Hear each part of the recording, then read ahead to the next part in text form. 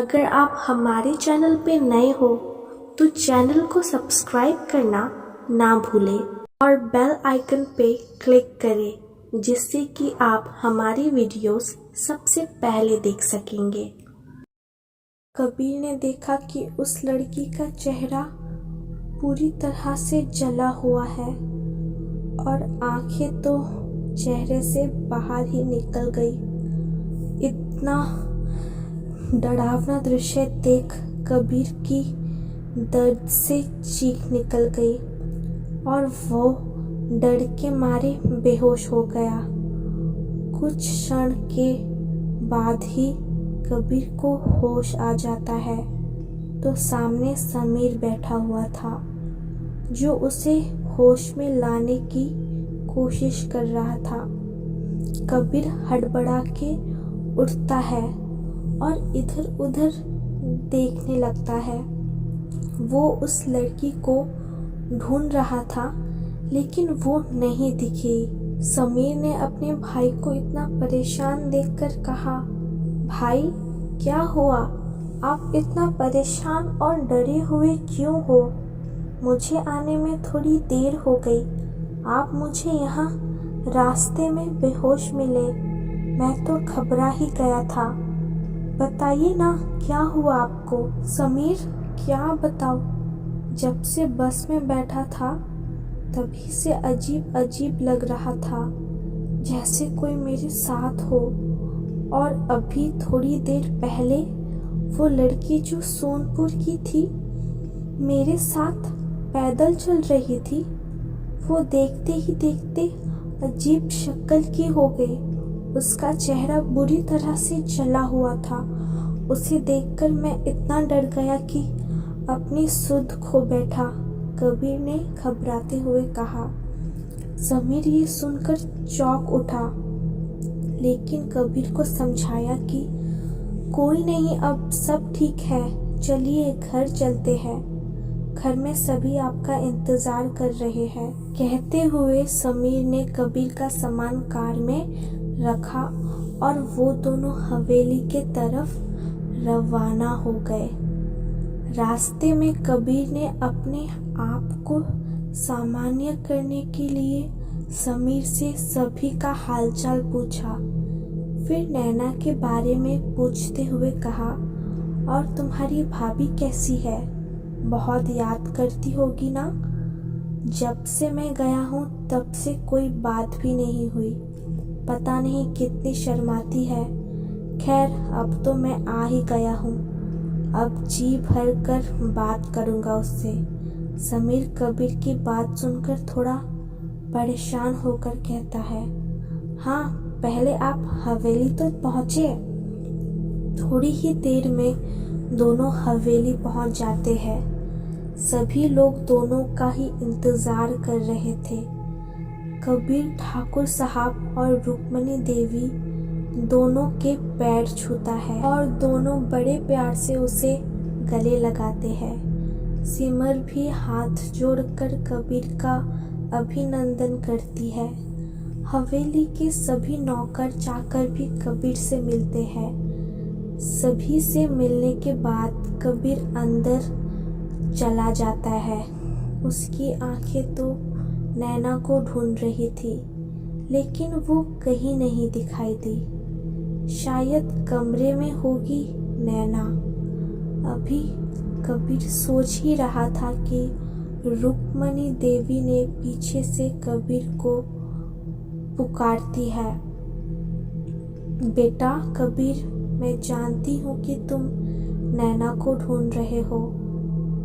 लेकिन अभी रुक्मणी देवी नैना के बारे में बता ही रही थी कि कबीर अपने कमरे के बाहर नैना को खड़े देखता है, हल्के गुलाबी साड़ी में। वो किसी परी से कम नहीं लग रही थी। उसका ये साधारण सा पहनावा भी उसे किसी राजकुमारी तुल्य बना रहा था। नैना को देखते ही वो रुक्मणी देवी की पूरी बात सुने बगैर ही अपने कमरे की तरफ बढ़ने लगा। नैना जो अपनी मासूम आंखों से कबीर को देख रही थी।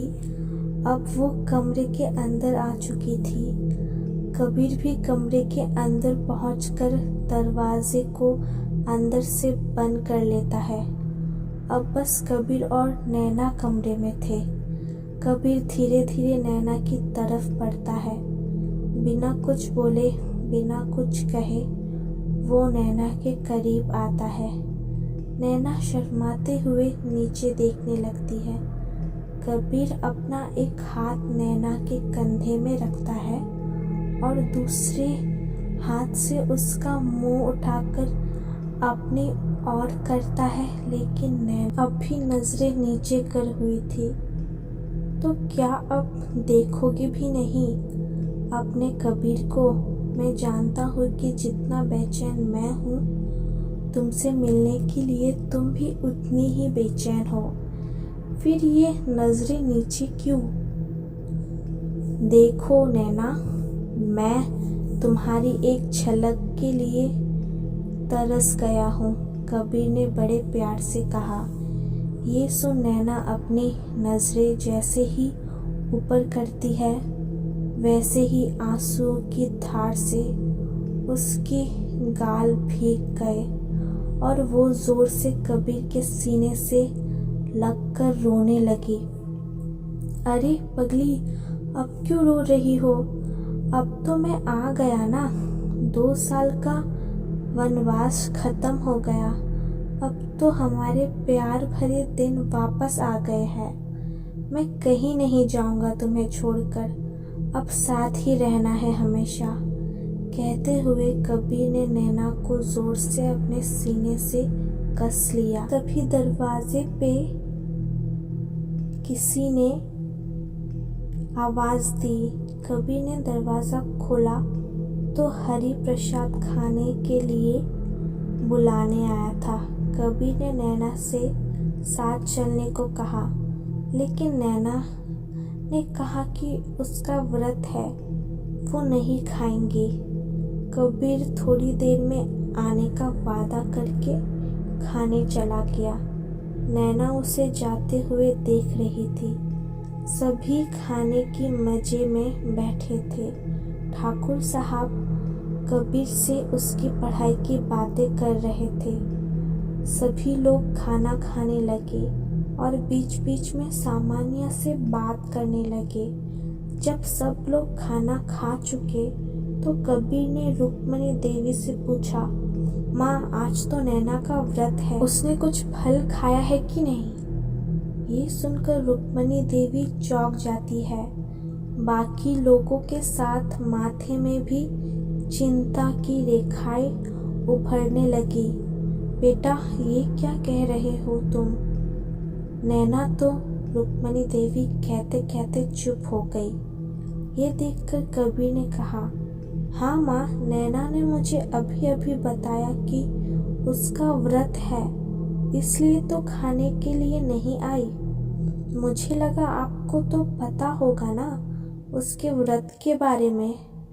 पर बेटा नैना तो हकलाते हुए रुक्मणी देवी रोने लगी। समीर ने दौड़कर रुक्मणी देवी को संभाला और सोफे पर बैठाया। तभी कबीर ने पानी का ग्लास लेके आया।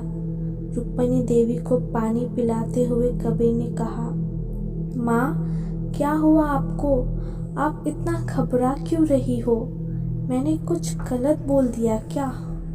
रुक्मणी देवी कुछ कह पाती इससे पहले ठाकुर साहब ने दुखी होकर कहा, बेटा कबीर, तुम्हारे जाने के बाद यहाँ बहुत कुछ गलत हुआ है। हमने तुम्हें कुछ नहीं बताया, क्योंकि अगर तुम्हें बता देते तो तुम अपनी पढ़ाई छोड़कर यहाँ चले आते और तुम्हारा भविष्य खराब हो जाता। तुम्हारी बेहतर भविष्य के लिए हम सब ने तुमसे एक बहुत बड़ी बात छुपाई। क्या हुआ पिताजी? आप ऐसे क्यों कह रहे हैं? मुझे डर लग रहा है, कबीर संदेह करते हुए बोला। कबीर को कुछ पता चले इससे पहले समीर कबीर के पास आ खड़ा हो जाता है और उसके कंधे में हाथ रखते हुए कहता है, भाई मुझे माफ़ कर देना, मैंने जो वादा आपको दिया था मैं भाभी का ख्याल रखूँगा वो वादा पूरा नहीं कर पाया। समीर बच्चों की तरह रोने लगता है। ये देखकर कबीर को थोड़ा अजीब लगता है। इन सब लोगों को क्या हो गया है, ये कैसी बात कर रहे हैं। जब कुछ समझ नहीं आया तो झल्लाते हुए कहता है, कोई कुछ बताएगा भी कि क्या हुआ है। और तुम समीर ये क्यों कह रहे हो कि तूने अपनी भाभी का ख्याल नहीं रखा, उसे तो मैंने अच्छा भला ऊपर छोड़ कर आया हूँ। तब तक ठाकुर साहब कबीर के पास आते हुए कहते हैं, बेटा तुम्हारी नैना अब इस दुनिया में नहीं रही, वो अब हम सबको छोड़कर जा चुकी है। क्या बकवास कर रहे हो आप मेरी नैना के लिए इतनी गलत बात करोगे, मैंने सोचा भी नहीं था। आप उसे पसंद नहीं करते थे, लेकिन उसका मतलब ये नहीं कि कुछ भी बातें करो, वो एकदम ठीक है। अभी तो वो मेरे साथ थी, मेरे कमरे में। कबीर गुस्से में बोला, चलिए आप सभी मेरे कमरे में, नैना वहीं है, चलिए। कहते कहते कबीर अपने कमरे की तरफ दौड़ने लगता है। कबीर के पीछे पीछे घर के सभी लोग भी चल देते हैं। कबीर भड़ाक से दरवाज़ा खोल देता है, कमरे में घुसता है और नैना नैना चिल्लाने लगता है। पीछे से बाकी सब लोग भी आ जाते हैं। कबीर पूरे कमरे में नैना को पुकारता है, बाथरूम में भी जाकर देखता है, लेकिन ये क्या, कहाँ गई नैना? अभी अभी तो यही कमरे में छोड़कर गया था, लेकिन अब नहीं है, ऐसे कैसे हो सकता है? कबीर समीर को झंझोड़ते हुए कहता है, समीर मेरा विश्वास करो, नैना अभी थी यहाँ, मैंने उससे बात भी की थी और उसने मुझे बताया कि और मुझसे बात की थी, लेकिन अब कहाँ गई वो? नहीं नहीं नहीं, मेरी नैना नहीं जा सकती मुझे छोड़कर, वो यही है मेरे पास, अभी देखना वो आएगी मेरे पास। कबीर चिल्लाने लगा।